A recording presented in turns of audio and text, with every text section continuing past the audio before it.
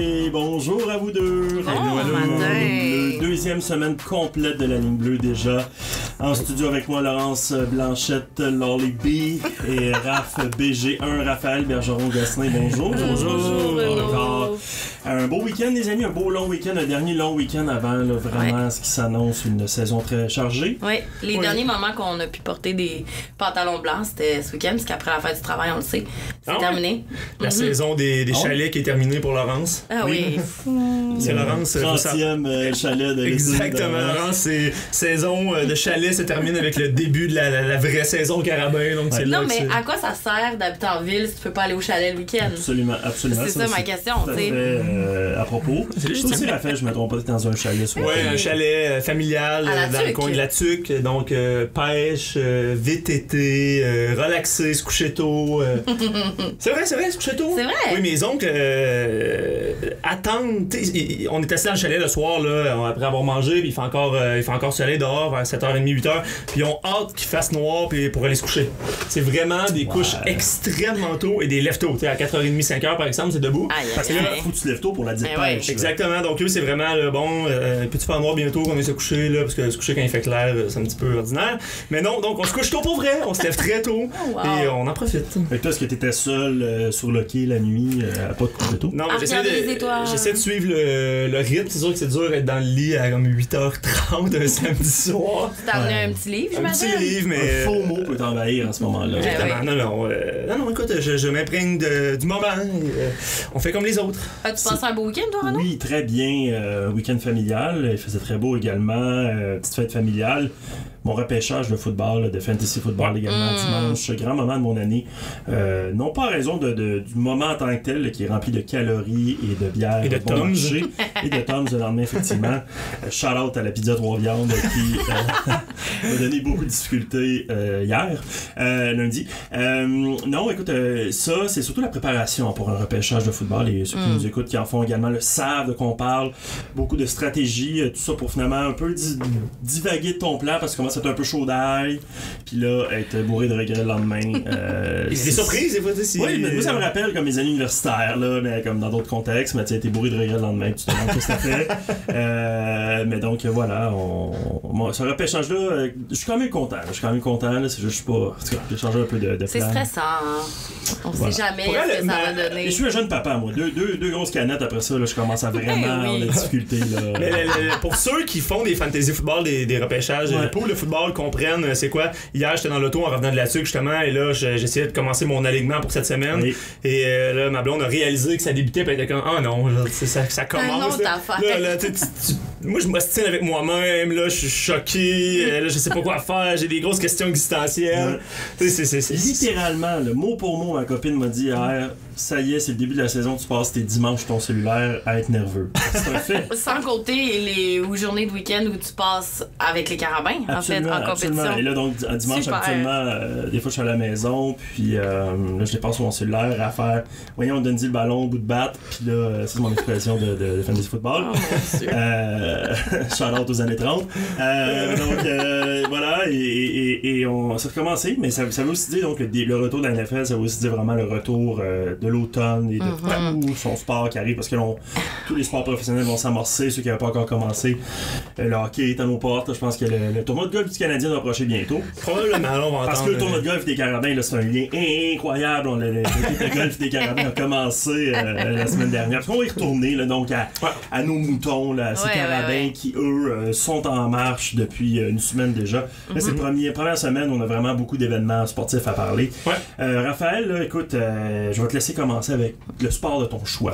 On va commencer. Je suis généreux comme ça. On va y aller en ordre, c'est sur ma feuille. Donc, on va commencer avec le match de football. Ah, t'es fou. Un gars structuré, pareil. Ben, écoute, c'est l'ordre sur ma feuille. Donc, allons-y. Vendredi dernier au Sepsum, n'est-ce pas? Vendredi, face au Vert et Or de l'Université de Sherbrooke. Il y avait du monde. Il y avait du beau monde. Il y avait une belle météo, un match de football, les lumières allumées dans le septum. Une petite brise incroyable. On était pas sûr. Le vendredi matin, moi, quand je me suis levé, le ciel était noir, j'étais comme, oh boy, ça va être tough, mais voilà. Finalement, non, on a été chanceux, il a fait très beau.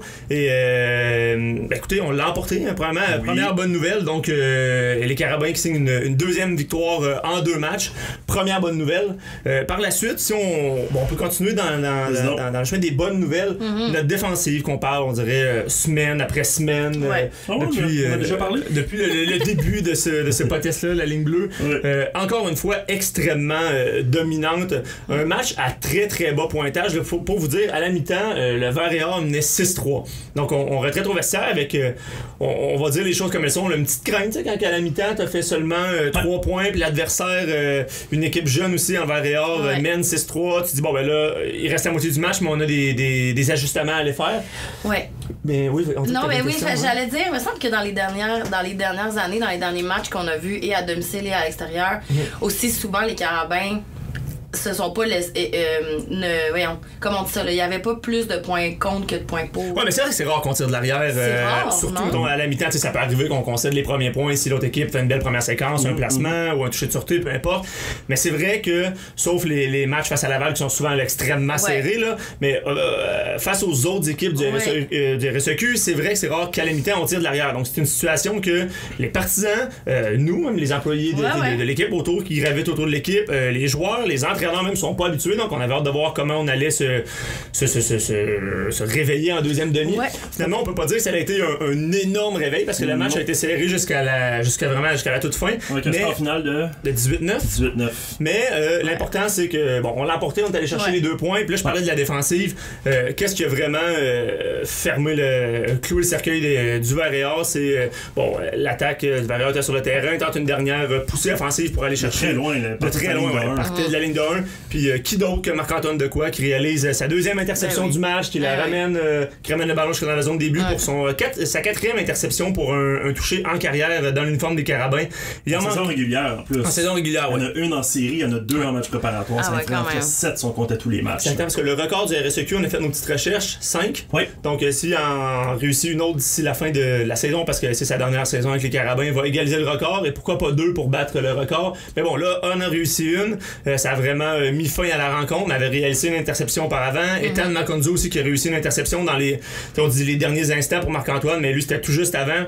Et faut aussi absolument parler de Reda Kremdi qui a été incroyable après le match. C'est drôle parce que je suis allé le voir, je le crois sur le terrain. C'était vraiment le bordel sur le terrain après le match. Là. Trouver un joueur pour faire une entrevue, c'est pas facile. Les familles et amis reviennent rejoindre. Il y avait beaucoup de monde dans les estrades. Et là, faire une zone mixte, revoir nos processus. Note à nous-mêmes. On en avait fait une, c'est juste qu'il n'y avait pas de caméra de télé. Exactement. Mais je croise le bon Reda, puis là, c'est la première question que je lui demande rapidement, c'était qu'est-ce que tu as mangé avant le match? Parce que réussir 5.5 plaqués, c'est une bonne statistique, mais c'est pas incroyable. Mais ce qui est incroyable dans tout ça, c'est que c'est 4,5 pour des pertes.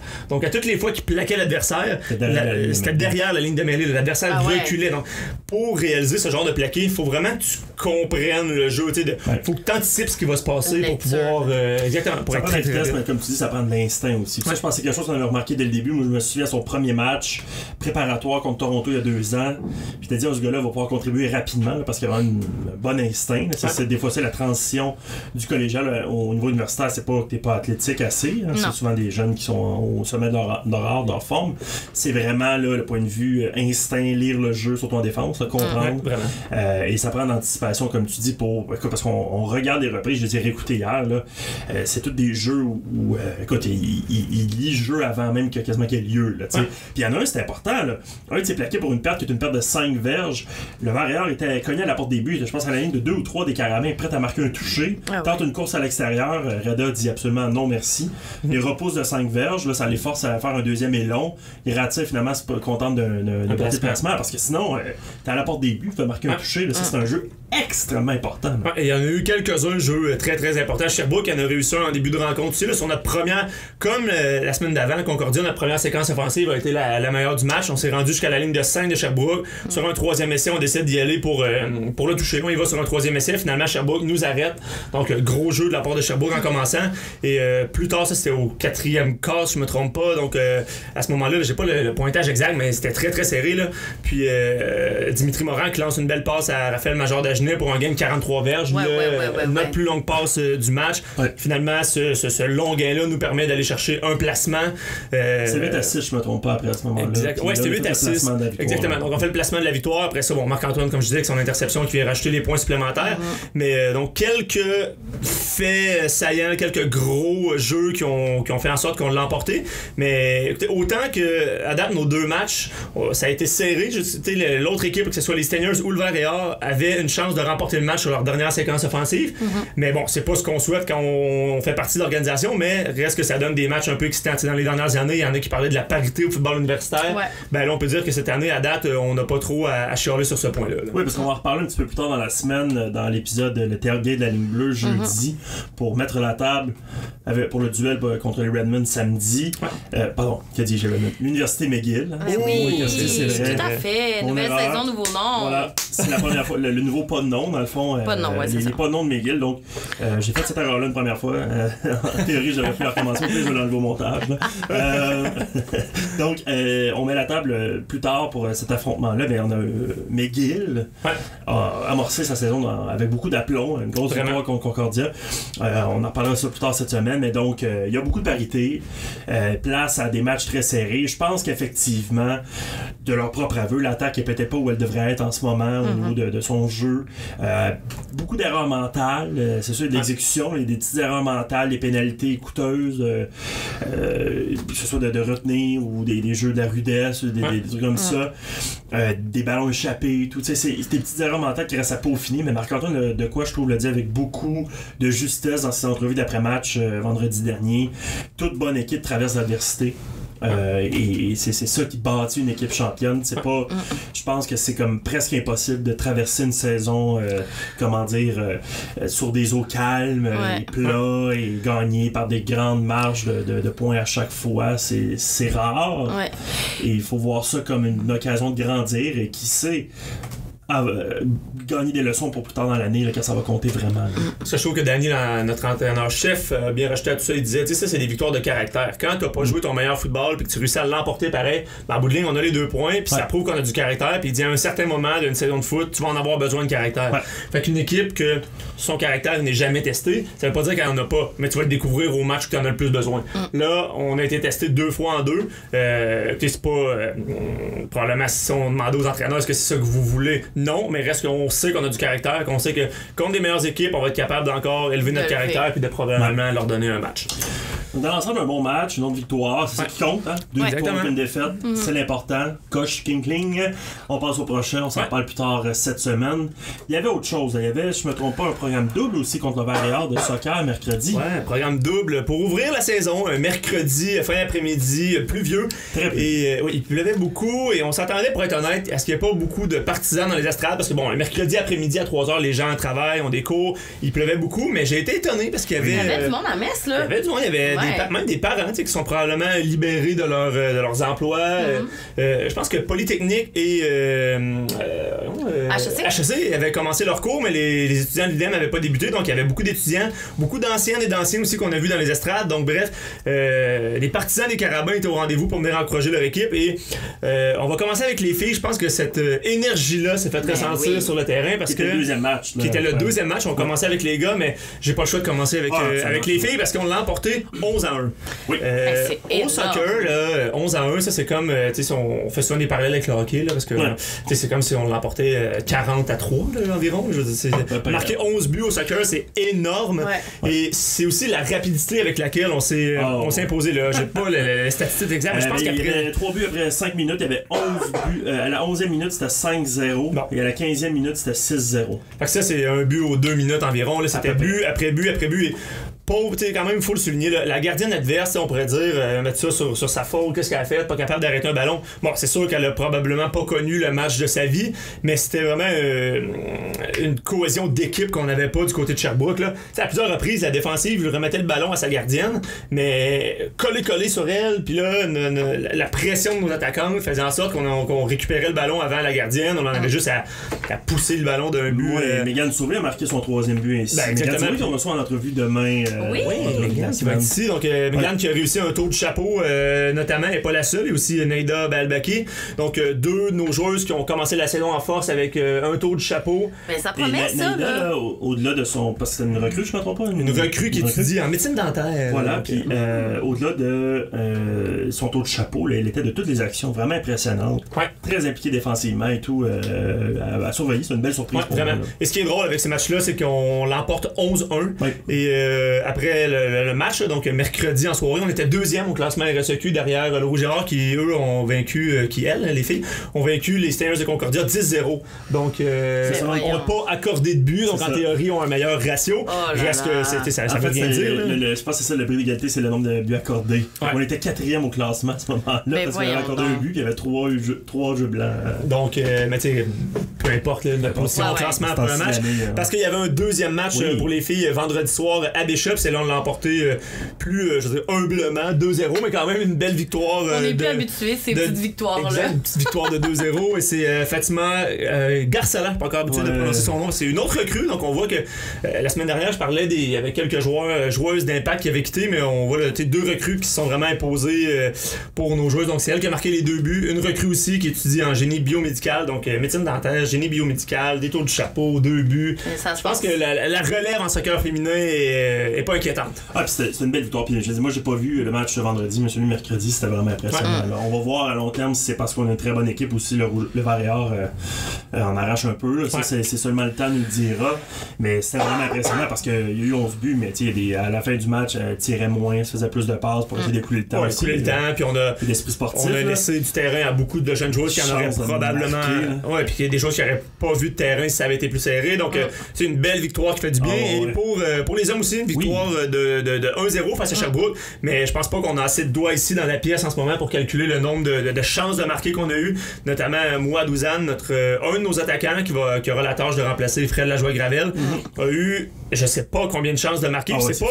C'était pas un manque de talent ou un manque de, je dirais peut-être plus de finition de début de saison là, parce que c'est pas tout le temps non plus des chances évidentes là, un penalty ou il était pas tout seul devant le gardien, mais des bonnes chances de marquer. Mais le gardien de l'autre côté était calme, il a fait de gros arrêts. Finalement ça a repris un coup de pied de quoi, un corner, puis c'est Guy Frank et Samé Panda qui a dévié le ballon de la tête, 1-0, puis ça a été suffisant. Le gardien de Sherbrooke a joué tout un match.